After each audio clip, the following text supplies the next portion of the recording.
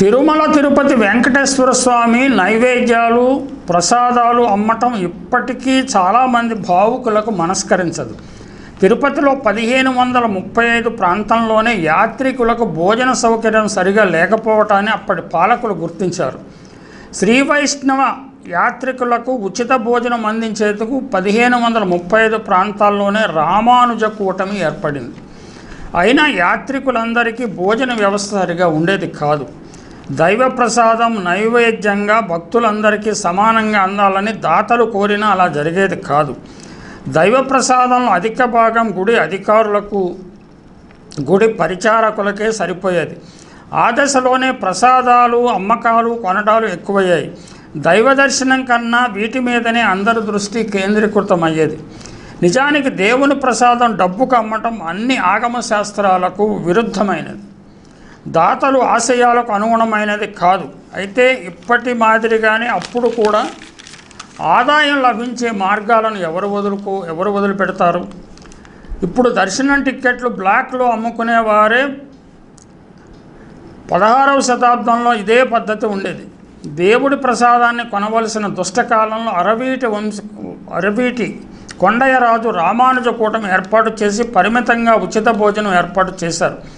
అప్పటి పాలకులు కొన్ని గ్రామాల నుంచి వచ్చే ఆదాయాన్ని ఈ ఉచిత భోజన పథకానికి కేటాయించారు.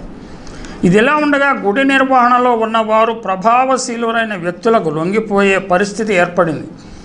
ఇందులో దేవదాసీలు కూడా ఉన్నారు. దేవదాసీలకు, వారి పరిచారకులకు దైవ ప్రసాదం ప్రత్యేకంగా ఇంటికి చేర్పించే ఏర్పాట్లు కూడా జరిగాయి. దీన్ని బట్టి దేవుడి కన్నా గుడి పెద్దదైంది. గుడి కన్నా గుడి పాలనా వ్యవస్థ పెద్దదైంది. పాలనా వ్యవస్థ కన్నా అధికారులు పెద్దవారయ్యారు. విజయనగర రాజులు గుడి వ్యవహారాలలో నేరుగా జోక్యం చేసుకునేవారు కాదు. జియంగార్లు, అధికారులు, గణికులు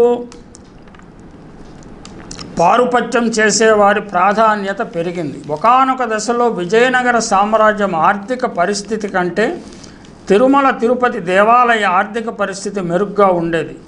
రాజ్యపు ఖర్చుల నిమిత్తం గుడి బండారం నుంచి సొమ్మును వాడుకునే పరిస్థితి కూడా వచ్చింది.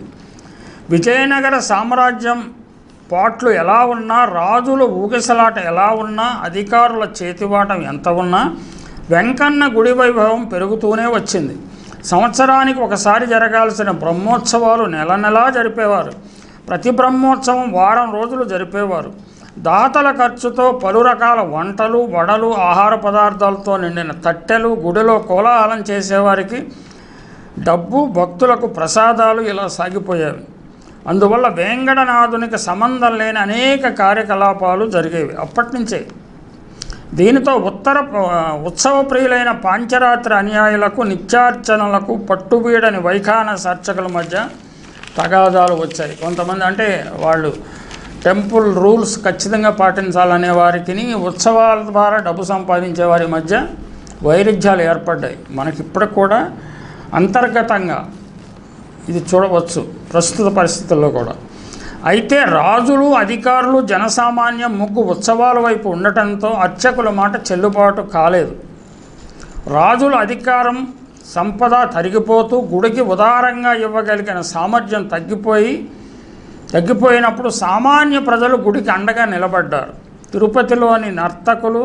తిరుపతిలోని వర్తకులు కూడా స్వామికి ఉదారంగా విరాళాలు ఇచ్చేవారు. ప్రస్తుత పరిస్థితి కూడా అలాగే ఉన్నదా?